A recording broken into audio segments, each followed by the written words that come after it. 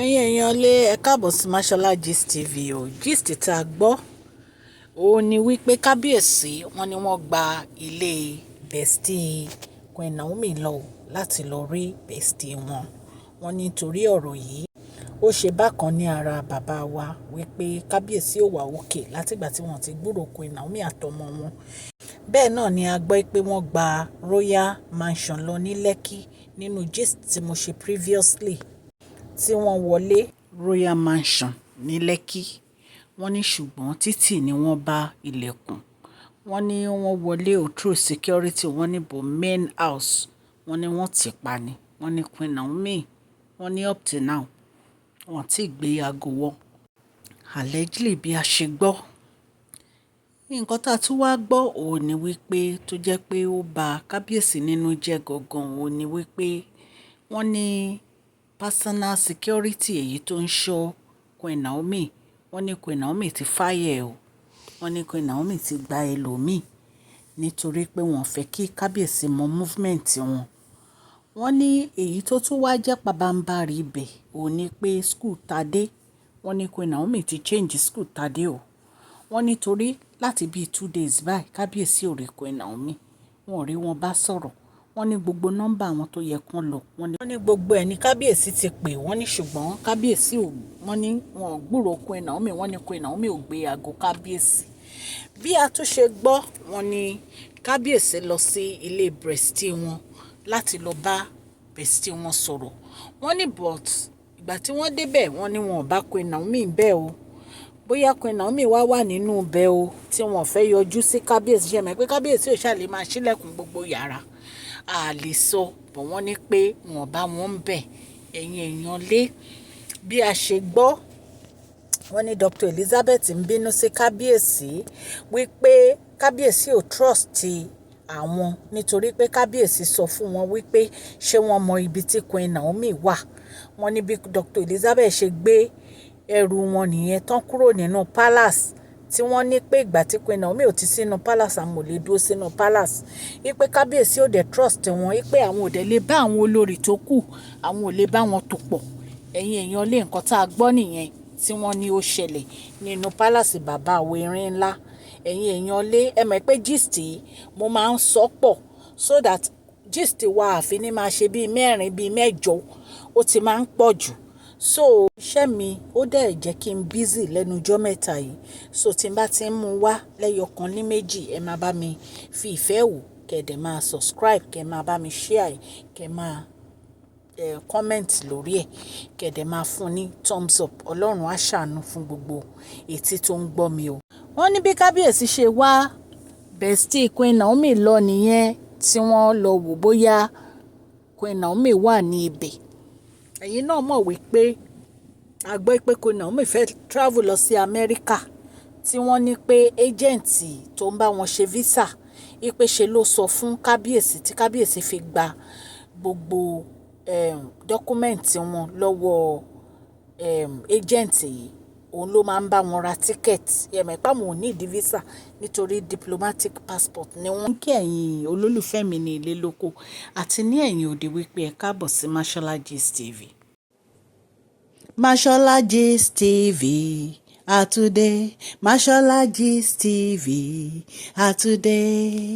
àtúndé bí a ṣe ń dé a kí ọmọdé a kí àgbà ẹ káàbọ̀ sí Mashola Gist TV.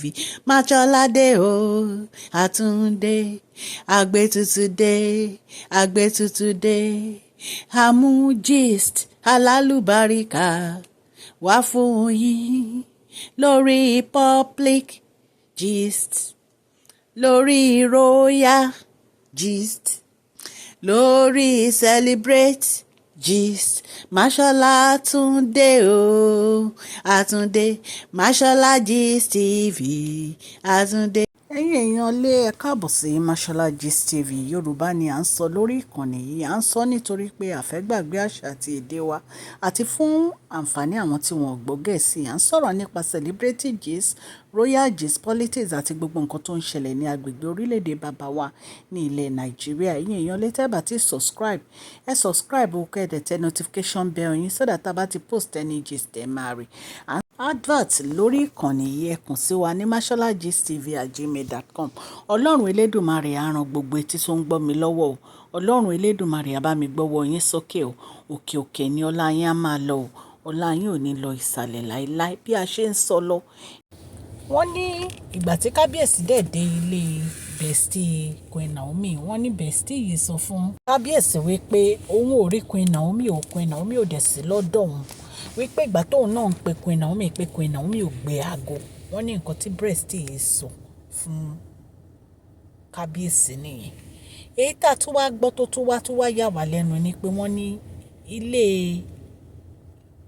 Gíìsì ruling house, wọ́n ní wọ́n sọ fún Kábíyèsí wípé kí wọ́n lọ bẹ̀ Queen Naomi o, wípé wọ́n dẹ̀ ní láti gbé ètùtù nítorí àwọn alálẹ̀ àti àwọn òrìṣà wípé wọ́n ń bínú, wípé tí Queen Naomi ò bá padà sí inú palace wípé òkùnkùn bírèmù tó ṣú yìí wípé kò ní kúrò o, wípé nítorí Kábíyèsí ló fa Queen Naomi lé àwọn baba ńlá baba wọn lọ́wọ́, wípé nítorí àwọn ni wọ́n make covenant pẹ̀lú Queen Naomi, wípé kò dẹ̀ sí nǹkan tí wọ́n lè ṣe ju wípé kí Queen Naomi kó padà sí inú palace Kábíyèsí lọ.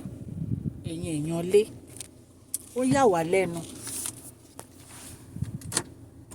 nígbà tí a gbọ́ gbogbo nǹkan tó ń ṣẹlẹ̀ yìí sí bàbá wèrè ńlá àti Queen Naomi.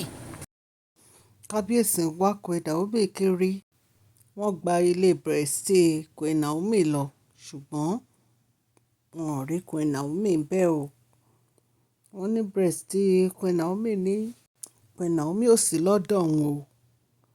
So ẹ̀yin èèyàn lé ẹ̀yin náà dẹ̀ mọ̀ pé bí Dr. Lizzy ṣe kúrò nínú palace yẹn tó bínú, ẹ rí i pé nǹkan míì ló tún máa ṣẹlẹ̀ nínú palace yẹn báyìí. Àfi kí Ọlọ́run ṣàánú wa o. So tá a bá ti gbọ́ update lórí gist yìí, a máa mú wá fún yín. A dúpẹ́ lọ́wọ́ gbogbo ẹ̀yin old subscribers àti new subscribers. Ẹ ṣé o.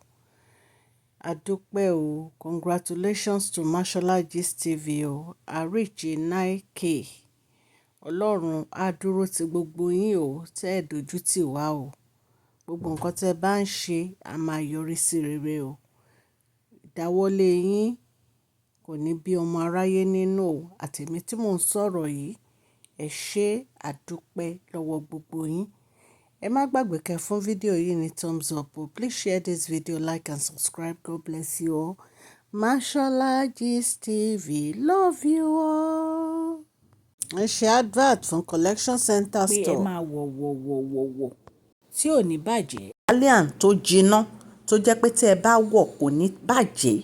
Ọdún kan, ọdún méjì, ọdún mẹ́ta, in fact ẹ máa sọnù gbẹ̀yìn ni nítorí pé ilẹ̀ àti sólẹ̀ ó dúró déédéé, kì í ṣe àwọn fake bàtà. Wọ́n ń ta palm, wọ́n ń ta slippers, wọ́n ń ta shoe láti size 7 títí dé 14. Ẹ̀yin tẹ́ ẹlẹ́sẹ̀ ńlá ẹ kàn sí collectioncenterstore@gmail.com. Wọ́n ń ta bags, fashion bags fún gbogbo àwọn obìnrin. Wọ́n ń ta Italian gold, wọ́n ń ta gbogbo ẹ̀. Ẹ kàn sí wọn ní collectioncenterstore@gmail.com. Ẹ̀yin èèyàn lé. A tún ṣe advert fún Royal Beauty and Good Store. Royal Beauty ń kí yín o, wọ́n ní ẹ ra fìlà kẹ́ ẹ múra, wọ́n ní ẹ ra fìlà kẹ́ ẹ múra, wọ́n ní ẹ ra fìlà kẹ́ ẹ múra. Royal Beauty ń kí yín o. Ẹ̀yin èèyàn lé ẹ bá Royal Beauty and Good Store kẹ́ bá wọ́n ra fìlà tẹ́ lè dé sí kaftan, agbádá, native, ìró àti bùbá. Òun ni wọ́n ń tà fìlà tí wọ́n fi òfì ṣe. Tẹ́ bá ti dé sórí báyìí ó ṣe rẹ́gí ni pẹ̀lú aṣọ tẹ́ ẹ bá wọ̀. Ẹ kàn sí wọn ní Royal Beauty and Good Store. Fìlà òun ni wọ́n ń tà. Mo dúpẹ́ lọ́wọ́ gbogbo etí tó ń gbọ́ mi o. Ọlọ́run Elédùmarè á wà pẹ̀lú yín. Tẹ́ bá fẹ́ ṣe ìpolówó ọjà, ẹ kàn sí masholagistv@gmail.com. Ọlọ́run á bá mi gbọ́wọ́ yín sókè, ojú òní tì yín o. Please share this video, like and subscribe. God bless you all. Mashola Gist TV, love you all.